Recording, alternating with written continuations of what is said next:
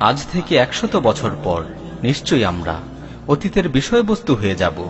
পৃথিবীর কেউ আমাদের কথা স্মরণ রাখবে না, সবাই আমাদের ভুলে যাবে। আমরা কোন গাড়িতে চড়তাম, কোন বাড়িতে বসবাস করতাম, মানুষ তাও ভুলে যাবে। মানুষের হৃদয় থেকে আমাদের অস্তিত্বটুকু একেবারেই মুছে যাবে।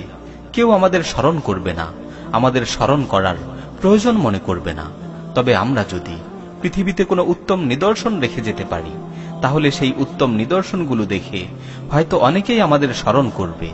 আর সেই উত্তম নিদর্শনগুলো হলো মানুষকে ভালো কিছু শিক্ষা দিয়ে যাওয়া, ভালো কোনো বই বা প্রবন্ধ লিখে যাওয়া, যার দ্বারা মানুষ উপকৃত হবে। পৃথিবীতে নেক সন্তান রেখে যাওয়া, যেই সন্তান আমাদের জন্য দোয়া করবে। মসজিদ নির্মাণ করে যাওয়া, যেই মসজিদে আল্লাহর বান্দারা নামাজ আদায় করবে। আল্লাহর রাস্তায় অধিক পরিমাণে দান করে যাওয়া, যেই দানকে কিয়ামত দিবসে 1000 কোটি গুণে বৃদ্ধি করে দেয়া হবে। সুতরাং আসুন আমরা এমন কিছু নিদর্শন রেখে যাই, যার মাধ্যমে আমাদের সাদাকায়ে জারিয়ার সওয়াব হবে। পৃথিবীর সবাই আমাদের ভুলে গেলেও যেই সওয়াবগুলো আমাদের জন্য চলমান থাকবে।